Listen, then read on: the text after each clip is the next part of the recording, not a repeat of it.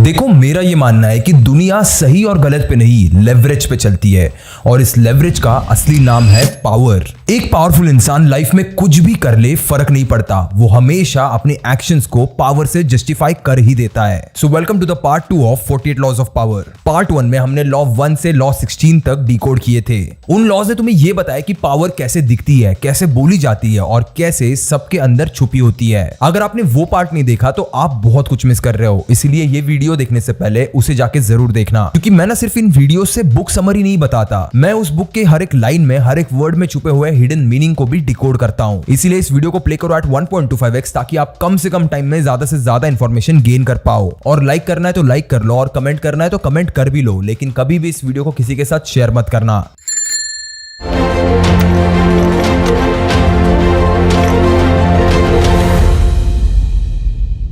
अब हम इस वीडियो के थ्रू लॉज के उन हिस्सों में जा रहे हैं जहां पावर आपको दिखाई नहीं देती, लेकिन फिर भी सीक्रेटली सब कुछ कंट्रोल करती है। ये वो जोन है जहां पे आवाज नहीं होती, सिर्फ सटल हिडन सिग्नल्स होते हैं। मीटिंग रूम में कौन किसके साइड में बैठा है, व्हाट्सएप पे कौन कितनी देर में रिप्लाई करता है, कौन तुम्हें सबके सामने अप्रिशिएट करता है और कौन तुम्हारी अकेले में रिस्पेक्ट ले जाता है। ये लॉज नहीं, बट चेहरे के पीछे छुपी हुई एक हिडन स्ट्रेटेजी है। इन्हें अगर आप आज समझ गए तो आप एक प्लेयर हो, नहीं समझे तो सिर्फ एक पॉन या फिर प्यादा। और आपको तो पता ही है प्यादों का क्या होता है, उनका यूज होता है, सैक्रिफाइस होता है और फाइनली गेम के एंड में उन्हें इग्नोर किया जाता है। तो यहाँ पे डिसाइड आपको करना है कि आप इस दुनिया की गेम को सिर्फ देखते रहोगे या फिर इस गेम को कभी चलाओगे भी। With this let's start with law number 17। क्या आपने कभी नोटिस किया है जो लोग प्रेडिक्टेबल होते हैं उनके डिसीजंस काफी आसानी से आप मैनिपुलेट कर सकते हो, और वही दूसरी तरफ जो लोग अनप्रेडिक्टेबल होते हैं उनका प्रेजेंस ही टेंशन क्रिएट करता है कि यार पता नहीं ये इंसान आगे क्या बोल देगा, कैसे रिएक्ट कर देगा। प्रेडिक्टेबिलिटी एक टाइप से कंफर्ट देती है और कंफर्ट पावर को मार देता है। चाहे आपकी रिलेशनशिप हो या फिर आपका बिजनेस, जब सामने वाला एग्जैक्टली इस चीज को समझ लेता है या फिर पढ़ लेता है कि आप कैसे रिएक्ट करते हो, तो वो आपके हर एक मूव के अगेंस्ट ऑलरेडी एक स्ट्रैटेजी बना चुका होता है। लेकिन वहीं पे जब तुम अनप्रेडिक्टेबल बनते हो,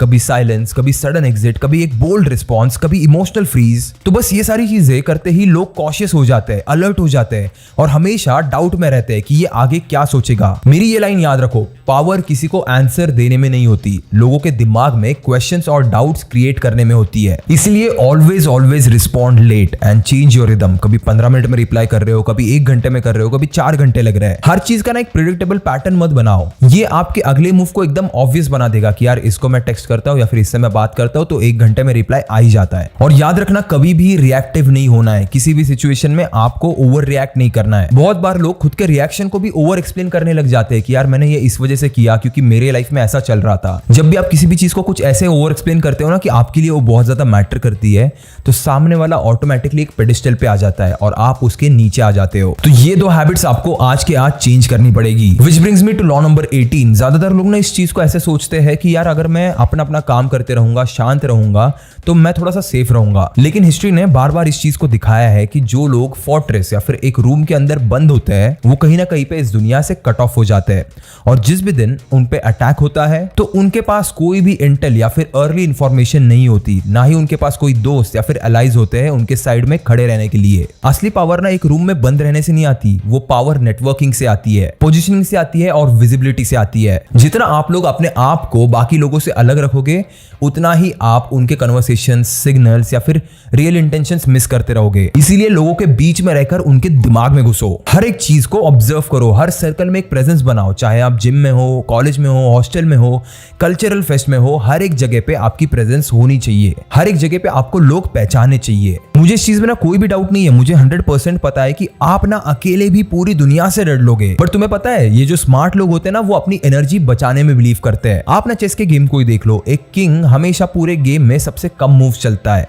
बट उसी पे पूरा गेम डिपेंडेंट होता है। अगर किंग गया तो पूरे गेम आप हार चुके हो सकता है इस वीडियो में चेस के बहुत सारे रेफरेंसेस हो, क्योंकि मैंने भी ये सारी चीजें उसी गेम से सीखी है। सो यहाँ पे सबसे बड़ी मिस्टेक जो लोग करते हैं वो है अपने कंफर्ट जोन में रहना।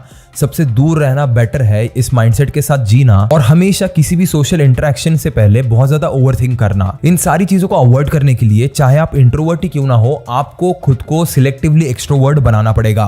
यानी जरूरत पड़ने पे लोगों से बात करनी पड़ेगी, क्योंकि तभी ये लोग आपकी आके मदद कर सकते हैं। Which brings me to law number 19। कभी कभी स्ट्रैटेजी से ज्यादा जरूरी होता है ओपोनेंट को समझना। तुम्हारा प्लान चाहे कितना भी परफेक्ट क्यों ना हो, अगर तुमने सामने वाले को कहीं पे भी थोड़ा बहुत भी अंडर एस्टिमेट कर दिया तो आपका गेम पूरा उल्टा भी पड़ सकता है। You know every person is wired differently. किसी का ईगो ग्लास जैसा होता है, एक कमेंट पास करने पे भी टूट जाता है। वहीं पे दूसरी तरफ किसी का ईगो बहुत ज्यादा स्ट्रांग होता है, एकदम आयन जैसा। वो इंसान ऐसा दिखाता है कि उसे उस बात से कुछ फर्क नहीं पड़ा, वो आपके सामने चुप रहता है, लेकिन सही वक्त आने पे वो आप पे वार करता है। अब आपको डिसाइड करना है कि आपको किस टाइप का पर्सन बनना है। इसीलिए हर इंटरेक्शन से पहले इस चीज को समझो कि सामने वाला जो बंदा है वो किस टाइप का है, इमोशनल, रैशनल, इनसिक्योर या फिर मैनिपुलेटिव। हर इंसान एक पैटर्न पे काम करता है, यानी वो वही सेम चीजें बार बार रिपीट करता रहेगा जो उसने पूरी लाइफ की है। उस पैटर्न को ना रीड करना सीखो before you play your move. यहाँ पे हम लोग ना सबसे बड़ी मिस्टेक क्या कर देते हैं, सारे लोगों को एक ही कैटेगरी में डाल देते हैं और सबको सेम मान लेते हैं कि हाँ मेरा एक दोस्त है जो इसके जैसे बिहेव करता है, उसने मेरे साथ अच्छा किया था तो ये भी अच्छा ही करेगा। और इस वजह से आप उस इंसान के साथ ना बहुत ब्लंटली ऑनेस्ट हो जाते हो, सब कुछ उनके मुंह पे बोल देते हो, अपने इंटेंशंस क्लियर कर देते हो और यही चीज आगे चल के आप पे कहीं ना कहीं पे बैकफायर भी कर देती है। अगर आप सच में सोचने बैठोगे ना तो आपको ऐसे कई सारे आपके ही फ्रेंड सर्कल में लोग मिल जाएंगे जो शुरुआत में आपको कुछ और लगे थे और बाद में कुछ और निकल के आए, यानी सांप बन के आए। एंड लास्टली किसी के भी ईगो पे अटैक कर देना बिना अपना प्लान बनाए बहुत बड़ी मिस्टेक हो सकती है। इसीलिए wait, think and then only react. देखो हो सकता है कुछ लॉस थोड़े ज्यादा इंपॉर्टेंट हो, कुछ थोड़े कम, तो मैं अपना टाइम उसके हिसाब से उन्हें देने वाला हूं। अगर मान लो आपके दिमाग में कोई भी डाउट आ रहे हैं, छोटे से छोटा और बड़े से बड़ा, तो कमेंट्स में मुझे जरूर पूछना, मैं वहां पे आके आपको रिप्लाई जरूर दूंगा। इसी के साथ बढ़ते हैं लॉ नंबर 20 पे। तुम्हें पता है लाइफ में सबसे बड़ी गलती लोग क्या करते हैं? वो जंग किसी और के लिए लड़ते हैं। पॉलिटिक्स में, ऑफिस में या फिर दोस्ती में ही क्यों ना पकड़ लो, लोग तुम्हें अपने गेम का प्यादा बनाना चाहते हैं और तुम ना दोस्ती यारी के चक्कर में बन भी जाते हो। लाइफ में ना भोला नहीं बनना है भाई, स्मार्ट बनना है। और स्मार्ट लोगों को अगर आप देखोगे ना तो वो हमेशा दोनों साइड के बीच में रहते हैं, कभी हाँ बोलते हैं कभी ना बोलते हैं, लेकिन कभी भी कंप्लीटली कमिट नहीं करते। तो आपके हाथों में रियल पावर तब आएगी जब दोनों पार्टीज चाहेगी कि आप उनके साइड में आओ, तभी तो आपकी वैल्यू और रिस्पेक्ट दोनों बढ़ेगी। इसीलिए जब भी आपके लाइफ में कभी ऐसा मोमेंट आए जहां पे आपको कुछ साइड चूज करनी है तो never commit early, let those both sides chase you and use your silence as your leverage. बहुत बार आपने देखा होगा सेलिब्रिटीज कभी भी ऐसा कोई अगर इंसिडेंट होता है बहुत ज्यादा कंट्रोवर्शियल, तो वहां पे अगर उन्हें कोई सवाल पूछता है तो वो लोग कह देते हैं नो कमेंट्स। बहुत ज्यादा स्मार्ट मूव है भाई ये, क्योंकि जब भी कोई इंसान साइड लेता है ना तो उसके लाइफ में प्रॉब्लम्स और बढ़ जाते हैं। इसीलिए किसी एक आइडियोलॉजी या फिर इंसान को ब्लाइंड लॉयल्टी कभी मत दिखाना। इंडिया में आपको ऐसे बहुत सारे लोग मिल जाएंगे जो लोगों के चमचे बन के घूमते हैं। उनके लिए ना एक बहुत ही प्यारा सा वर्ड है बट मैं अभी स्क्रीन पे बोल नहीं सकता, लेकिन तुम समझ लेना। लाइफ में कभी ऐसा इंसान मत बनना जो ब्लाइंडली किसी को भी फॉलो करता है। हर चीज का क्रिटिकल एनालिसिस करो और ये क्रिटिकल एनालिसिस करने का ना तरीका बड़ा आसान होता है। अपने आप से बस ये 3 सवाल पूछो। Number 1, what can this person gain from me. Number 2, क्या मैं इसकी इस बात से एग्री करता हूं या फिर बस भीड़ का हिस्सा बन चुका हूं। एंड नंबर 3, अगर कल कभी ये गलत निकला तो क्या मैं खुद को यहाँ पे डिफेंड कर पाऊंगा। ब्लाइंड लॉयल्टी जो होती है ना वो हमेशा लॉजिक को डिस्ट्रॉय कर देती है और आपको बस दूसरों का एक पपेट बना के रख देती है। इसी वजह से खुद सोचो, खुद क्वेश्चन करो, खुद का एक ओपिनियन बनाओ। अगर आप हवा में सोना निकाल सकते हैं बाबा जी, तो देश की गरीबी क्यों नहीं मिटा देते बाबा?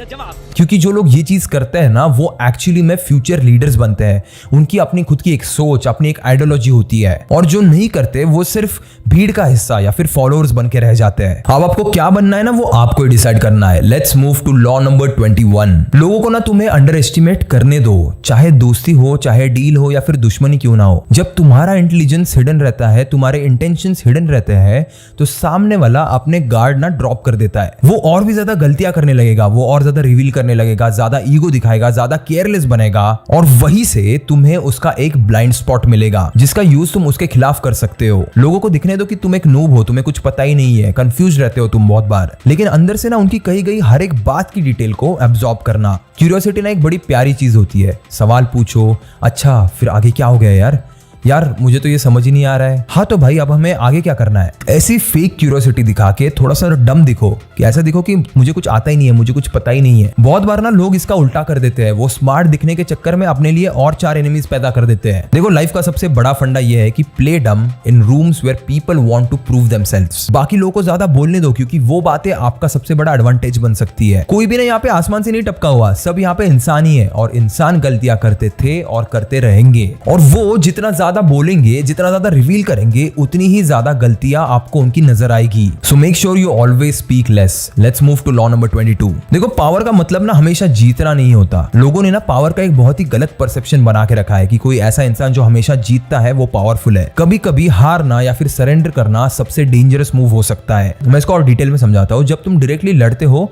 तुम्हारा ईगो सामने आ जाता है, जोश बहुत ज्यादा हाई होता है, गुस्से की वजह से आपका दिमाग काम करना बंद कर देता है और स्ट्रेटेजी साइड में छोड़ देता है। लेकिन जब तुम शांत हो जाते हो, जब तुम अपने आप को ये बोल के सरेंडर कर देते हो कि ठीक है भाई तू सही है मैं गलत हूँ, और बस ये लाइन बोल के निकल लेते हो, तो सामने वाला सोचता है कि यार चलो गेम खत्म हो गया। पर उसे ये आइडिया नहीं होती कि असली गेम तो वहीं से शुरू होता है। हिस्ट्री में भी जितने रियल टैक्टिशियंस रहे, जितने भी बड़े प्लेयर्स रहे हैं, वो प्रेशर के टाइम पे ना ईगो नहीं दिखाते या फिर कोई भी डिसीजन जल्दबाजी में नहीं लेते। वो उल्टा एक सही टाइमिंग का वेट करते हैं। इसका ना सबसे बड़ा एग्जांपल है छत्रपति शिवाजी महाराज। उनके अगर आप वॉर स्ट्रेटेजी को कभी जाके पढ़ोगे तो उनका पेशेंस लेवल समझ आएगा आपको। अरे जब अपने लोगों पे अपनी आंखों के सामने जुल्म होता है ना, तो सबका खून खोलता है। पर उन्हें ना ये चीज अच्छे से पता थी कि अगर रिएक्ट करके उन्होंने कोई भी अटैक किया तो उनको खुद को बहुत बड़ा नुकसान हो सकता है, क्योंकि मुगल्स की जो आर्मी है ना वो 7th सेंचुरी में उनके पीक पे थी। 40 लाख सिपाही और 3 लाख घोड़े। और वहीं पे दूसरी तरफ छत्रपति शिवाजी महाराज की मराठा आर्मी में सिर्फ 1 लाख सैनिक थे। अब ये साइज में भले ही कम थे, लेकिन एक टाइम पे पूरे इंडिया में इनका एम्पायर फैला हुआ था। और इतने कम लोगों में ये एम्पायर इतना बड़ा हो पाया क्योंकि इनकी स्ट्रैटेजी बहुत ज्यादा तगड़ी थी। उनकी जो वॉर स्ट्रैटेजी थी ना, वो सिर्फ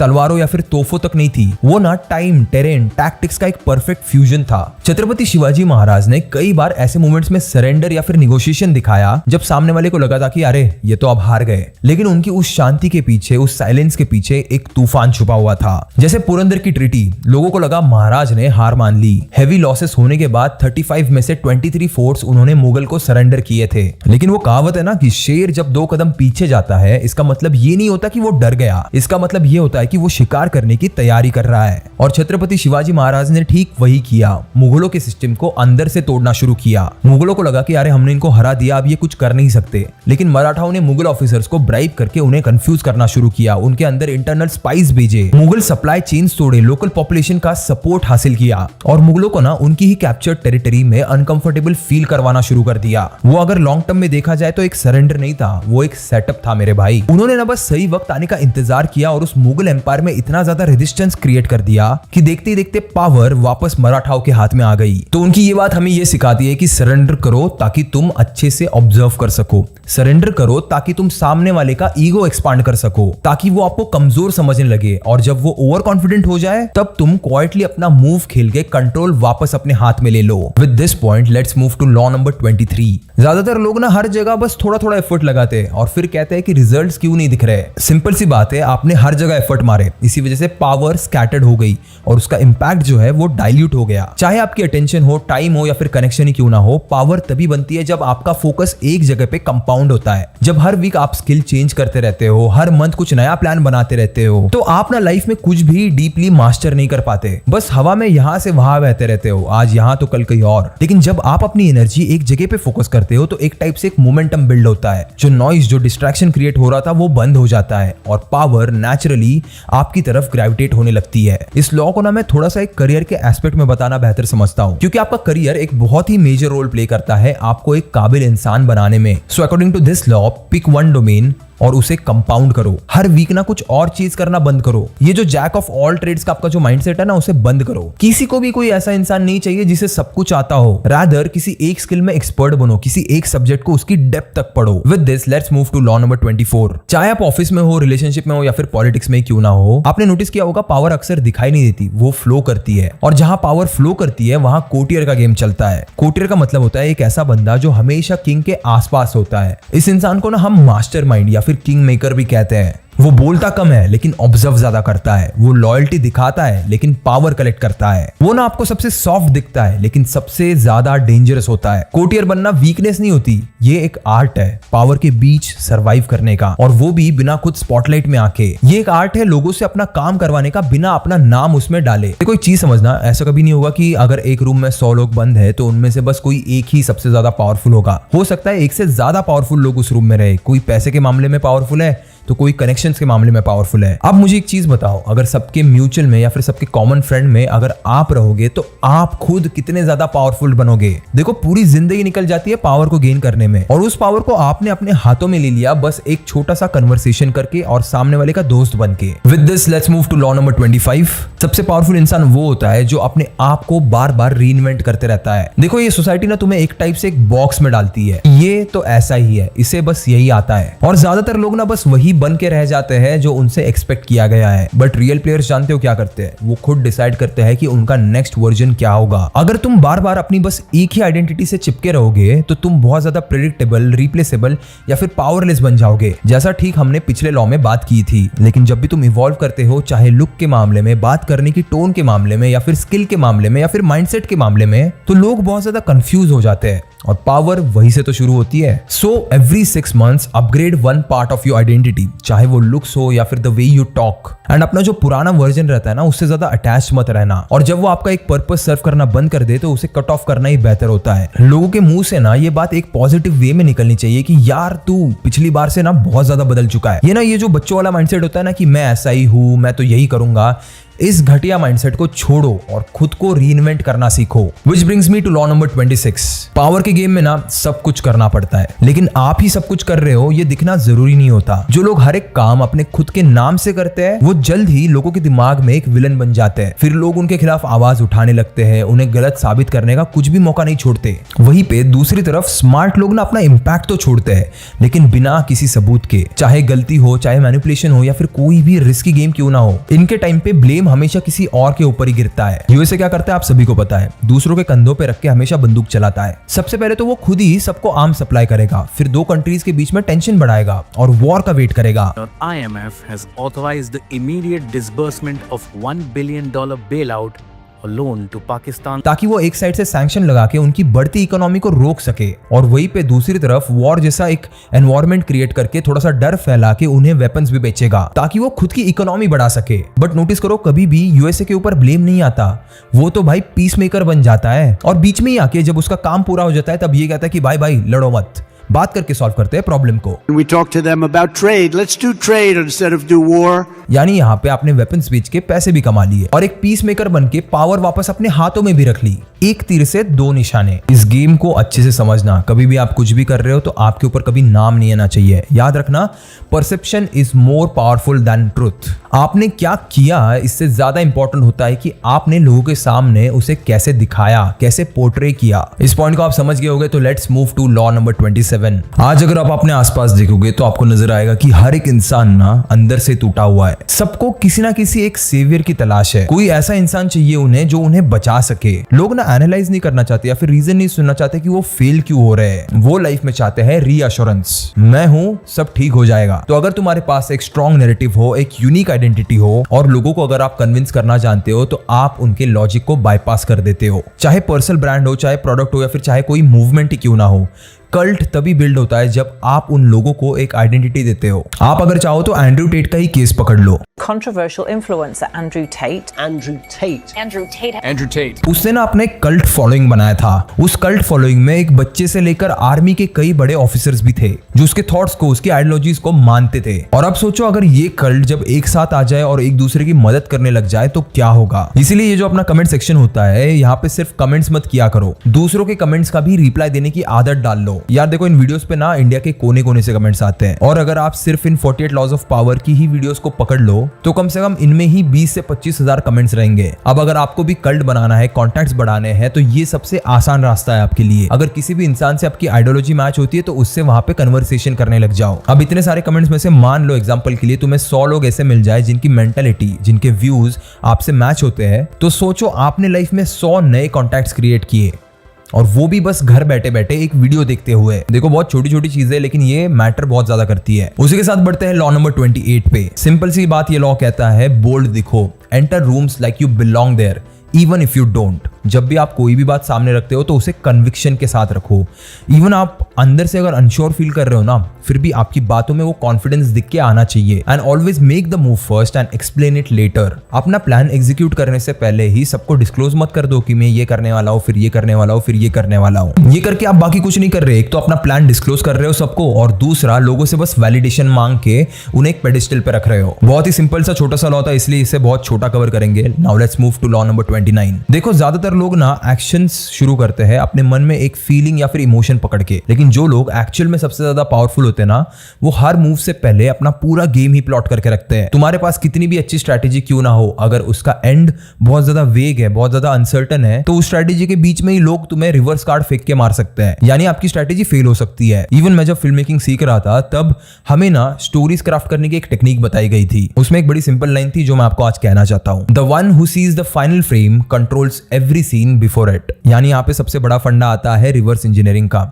सबसे पहले आउटकम समझो, उसके बाद प्रोसेस प्लान करो और फिर अपने एक्शंस लो। एंड हर एक स्टेप पे हमेशा खुद को ये पूछो कि if this goes wrong what would be my next move. ये सिंपल क्वेश्चन ना आपको हमेशा बाकी लोगों से 3 कदम आगे रहने में हेल्प करेगा। With this let's move to law number 30। जब भी तुम कुछ अचीव करते हो और दिखाते हो कि यार इसमें कितनी मुझे मेहनत लगी, तो लोग ना रिस्पेक्ट कम और रिजेंटमेंट ज्यादा फील करते हैं। लेकिन जब भी तुम सेम एफर्ट्स एफर्टलेसली प्रेजेंट करते हो तो लोग ना बड़े फैसिनेशन के साथ देखते हैं। They eventually start seeing you as gifted, special, above them. एक लार्जर देन लाइफ इमेज बन जाती है आपकी उनके आंखों में। तो पावर तब ज्यादा अच्छे से दिखाई देती है जब उसके पीछे का जो स्ट्रगल होता है ना, वो आप छुपा के रखते हो। अब देखो, ये एक ऐसा लॉ है ना जिससे मैं खुद एग्री नहीं करता। होता है भाई, सारे लॉज तुम्हारी आइडियोलॉजीज में फिट हो जाए ऐसा जरूरी तो नहीं है। अगर आपके आइडियोलॉजीज में ये फिट हो रहा है तो उसे कर लो, मुझे कोई प्रॉब्लम नहीं है। अभी सिर्फ 3 ही लॉज बचे हैं, तो let's quickly move to law number 31। देखो, स्मार्ट लोग वो होते हैं ना जो कभी पावर को ना फोर्स नहीं करते, वो चॉइस क्रिएट करते हैं। वो तुम्हें 2 ऑप्शंस देंगे, एक लेफ्ट एक राइट। दोनों का कंट्रोल तुम्हारे हाथ में ही होगा। आपको लगेगा कि आपकी जो डिसीजन है उनका कंट्रोल अभी आपके हाथों में है क्योंकि आपको चॉइसेस दिए गए हैं, लेकिन ये कंट्रोल सिर्फ एक इल्यूजन होता है और ये एक बहुत ही पावरफुल मैनिपुलेशन टूल है। ऐसे एक्चुअली कई सारे मैनिपुलेशन टैक्टिक्स के बारे में मैंने ऑलरेडी इस वीडियो में बात की है, जाके आई बटन पे इसे क्लिक करके जरूर देखना। चाहे कोई निगोशिएशन हो, कोई रिलेशनशिप हो या फिर कोई लीडरशिप क्यों ना हो, जब आप ऑप्शंस देते हो तब आप लोगों के दिमाग में एक हीरो बन जाते हो, और वहीं पे दूसरी तरफ जब आप फोर्स करते हो किसी भी चीज को, किसी भी डिसीजन को, तो आप ही उनके दिमाग में विलन बन जाओगे। Now let's move to law number 32। लोग ना सच से नहीं डरते, वो तो उल्टा सच से बहुत ज्यादा बोर हो जाते हैं, क्योंकि रियलिटी में ना बहुत सारे लिमिटेशंस होते हैं, रूल्स होते हैं, पेन होता है, सफरिंग्स होते हैं। इसीलिए जो लोग सामने वाले के दिमाग में एक फैंटेसी क्रिएट कर सके, वो लोग पावर अपने हाथ में ले लेते हैं। चाहे ब्रांड हो, लीडर हो या फिर लवर ही क्यों ना हो। अगर आप सिर्फ रियल बनने की कोशिश करोगे तो आप सिर्फ रिलेटेबल बनोगे, और रिलेटेबिलिटी से ना पावर आपके हाथ में नहीं आती। People want hope, people want escape, people want that larger than life image. उन्हें सच नहीं सुनना है, उन्हें एक प्यारी सी कहानी चाहिए, एक ऐसी कहानी जो उनके अंदर के इमोशंस को इन्वोक कर दे। इसीलिए हमेशा किसी भी सच को इमोशंस के साथ पैकेज करो और उन इमोशंस के अराउंड एक बहुत ही अच्छी कहानी क्रिएट करके सामने वाले को बताओ। Which brings me to the last law of this video, law number 33। हर एक इंसान का ना एक इमोशनल पेन पॉइंट होता है, ego, insecurity, guilt, need for love. और जिस दिन आपने किसी का भी ये पेन पॉइंट पकड़ लिया ना, तो ऐसा समझ लो कि आपके हाथ में उस इंसान का रिमोट कंट्रोल आ चुका है। जैसे कि मैंने पहले बताया था, पावर का मतलब ये नहीं होता कि सबको हमें क्रश कर देना है या फिर सबको हमें हरा देना है। कभी कभी आपको बस अपना काम निकलवाने के लिए उनका बस पेन पॉइंट ढूंढना होता है। चाहे आपका क्लाइंट हो, चाहे आपका बॉस हो, चाहे आपका दुश्मनी क्यों ना हो, उनके पैटर्न्स को ना ऑब्जर्व करना सीखो। क्या चीज उनका मूड शिफ्ट करती है, क्या चीज उनके ईगो को इन्फ्लेट करती है, क्या चीज उन्हें इमोशनली बहुत ज्यादा वल्नरेबल बनाती है। Study their stories, wounds and understand their needs. ये सिंपल चीज करना आपको किसी भी सिचुएशन में ना एक अपर एज देगी। आप ना कभी प्रेडिक्टेबल नहीं रहोगे, लेकिन आप सामने वाले को प्रेडिक्ट करना सीख जाओगे। तो अब तक आपने पार्ट 1 और पार्ट 2 मिला के टोटल 33 लॉस देखे, और अब आपके पास वो लेंस है जिससे दुनिया की ये जो हिडन डायनामिक्स रहते हैं वो आपको क्लियरली दिखने लगेंगे। एंड अब तक आपको पता चली गया होगा कि पावर हमेशा लाउड नहीं होती, वो बहुत बार साइलेंट भी होती है, बहुत बार स्ट्रेटेजी के अंदर छुपी होती है। ये काइंड ऑफ मास्क है जिसके पीछे रहकर आपको सारे काम करने हैं। अगर आप इन पावर डायनामिक्स को समझे तो आप एक प्लेयर बनते हो, और अगर नहीं समझे तो बस एक प्यादे बन के रह जाते हो। तो अगर पार्ट 1 तुम्हारी इस पावर डायनामिक्स के वर्ल्ड में एंट्री थी, तो पार्ट 2 उसका एक एलिवेशन था, लेकिन पार्ट 3 वो तुम्हारा एक्चुअल वॉर जोन होगा। वहां ऐसे ऐसे लॉज आएंगे जो तुम्हारे इन्फ्लुएंस को हद से ज्यादा बढ़ा के रख देंगे, लेकिन साथ ही में तुम्हारे पेशेंस को, तुम्हारे एथिक्स को और तुम्हारे सेल्फ कंट्रोल को भी टेस्ट करेंगे। Make sure you comment for part 3, और मैं ट्राई करूंगा इसे जल्द से जल्द बनाना। एंड अगर आपने पार्ट 1 मिस कर दिया तो डिस्क्रिप्शन में जाके इसकी लिंक देख लेना, आपको वो मिल जाएगी। मैं आपको मिलूंगा इसी 48 लॉज ऑफ पावर की सीरीज के फाइनल एपिसोड में। अब तक के लिए keep learning, keep hustling, and as always keep inspiring.